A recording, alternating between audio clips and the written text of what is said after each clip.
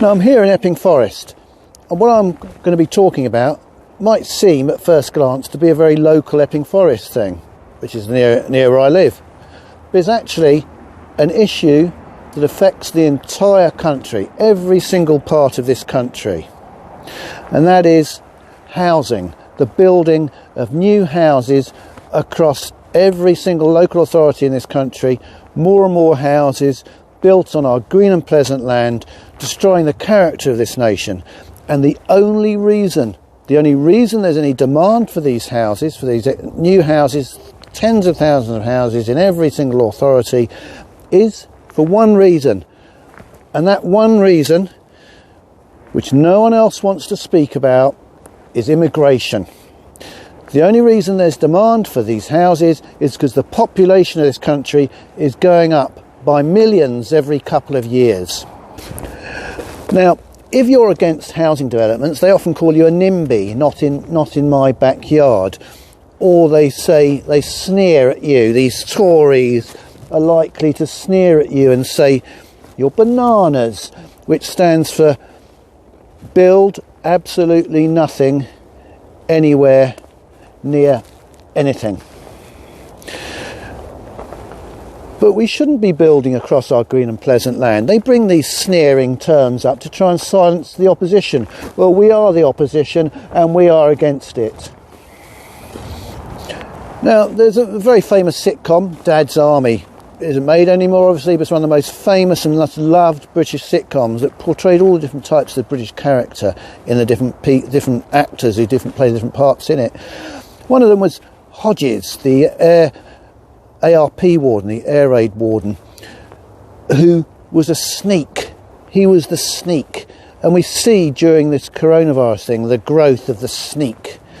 That unpleasant part of our own character of the nation, the sneak, has come to the fore. The other unsympathetic character in Dad's Army was the town clerk, the pettifogging little town clerk who always tried to apply restrictions and rules and regulations. And that is the other thing which we're seeing, and which we'll see in this film, the petty little local bureaucrats and authorities who try and take control and dominate our lives and take away our freedoms. That aspect of the British character is actually one of the reasons why we were never suited to be in the European Union, because the British bureaucrats are trying to apply all the little petty European laws which the other countries ignored. We have that unfortunate trait where you have these despicable and rather unpleasant bureaucrats who try to restrict our freedoms, and we will see this in this film. Now, the specific issue that's occurring here in Epping Forest, which I said is applicable all around the country, is the council is under pressure to build 11,000 new homes just in this district to cater for the millions of people, as I said, who have been coming into this country and overflowing out of London. London's had several million new people. It's bursting at the seams and pouring out into the surrounding areas, like here, Epping Forest in Essex. The 11,000 new homes means 11,000 new cars and all the other things that go alongside new residents. And the pollution from those cars is thought to be detrimental to the forest. Probably is. All these cars, these millions of people, and most of these new migrants coming to the London area, that's where nearly all of them want to live, causes pollution. It does cause pollution which harms the forest. So what's the solution? They want to, instead of cutting immigration, instead of ending immigration and taking away the need for building these tens and thousands of new houses, what do? They take away our freedom. They want to stop us from driving through the forest. They want to introduce, the Tories want to introduce what they call a clean air zone, a low emission charge zone within the forest to charge people for driving through the forest. Our forest, to drive through our forest to get from A to B, they want to introduce a clean air zone because they've got to build their houses, which is caused, which I don't want to say, is caused by immigration. We are against all of this. We will not have our freedoms taken away from us because they want to bring in millions of people from all around the world to undercut us on the labour market. And like the political gangsters that they are, the Tories try and use blackmail. They say, if they don't pass the 11,000 new houses and the clear air zone, which clean air zone they're obliged to bring in for other reasons to protect the forest, then the government will take away their right to decide, and the government, the Tory government, their friends in the Tory government, will insist on not 11,000 new houses but 21,000 new houses. So they're trying to blackmail the weak other parties on Epping Forest District Council into backing down to their demands to say, oh, we'll be strict to our own rights of decision, and the government, instead of having 11,000 houses, the government will put 21,000 new houses here, so you must agree to this policy. Well, this is nonsense, and we have to resist. We have to resist these Tories at every opportunity and have no new houses, not just in Epping Forest, but everywhere, apart from sensible new builds. We're not against every single little new build, but these big new developments which are caused by immigration, which are destroying our green and pleasant land. I'm here in the forest because it's a valuable asset. It's where we live, it's where we choose to live. And if the CAS comes in, it will cause some people to be landlocked. They live in the middle of it, they can't go to work, they can't go to school, they can't go shopping or visit health appointments or anything. So this is penalising the people that live within the forest or within the CAS. It's no use saying public transport because it's very, very poor around here. It's virtually non-existent. There was a time I went to Epping, I got a lift, took 10 minutes. I spent 2 hours getting home by public transport. I know it was a bad day, but people will just not put up with that. It's not good, not if you've got a job to go to and they rely on you.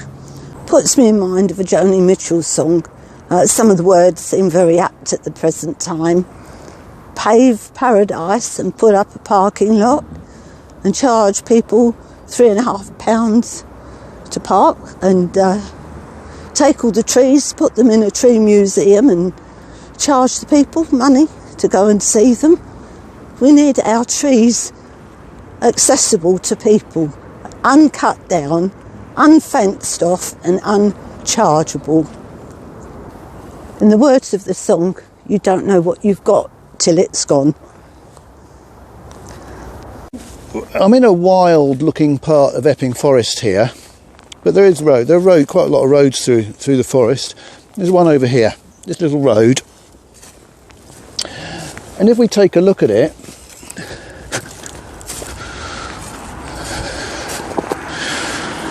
they've added red routes. They've made a red route. Now, red routes are supposed to be here, introduced on roads in Britain, on main trunk roads to help buses and to help the free flow of traffic on main trunk roads. But they've introduced red routes in Epping Forest to stop people parking in the forest, to restrict people's access to the forest. This was brought in during the coronavirus situation because people wanted to take exercise and walk in the forest. They shut the car parks to stop people getting access to the forest. They locked them up. People parked on the road, so they put red routes to stop people parking on the roads, to keep people out of the forest. It's a free access, it should be a free access place. And these red routes are pretty much guaranteed to stay. It won't be a temporary measure. It's another restriction on our freedoms, our ancient freedoms, brought in by the coronavirus situation, under pretense of the coronavirus situation, by these petty bureaucrats who run our country.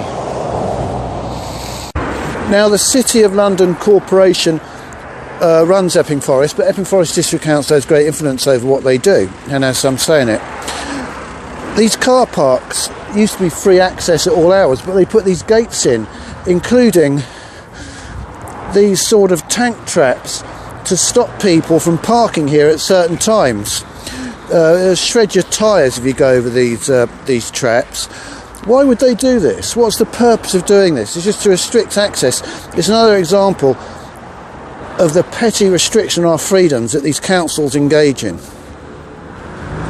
And there's a current scheme by the City of London Corporation to introduce charging for parking in car parks like this supposedly to stop commuters from parking.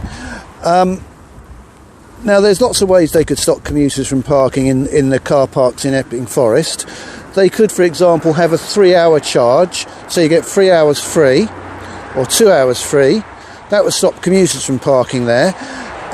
And you could have it free on Saturdays and Sundays, because commuters don't tend to commute on Saturdays and Sundays. So there's lots of measures they can introduce which would still allow free access to this open space, which is part of our birthright. But no, they always look for restriction and to restrict our freedoms and our liberties. A few months ago I did a film about the Bell Hotel, which is full of so-called asylum seekers, really illegal immigrants, and the Tory council fell over themselves in supporting them. And the two main culprits were Holly Whitbread, who holds the housing portfolio, and another councillor called Nigel Bedford, who holds the planning portfolio.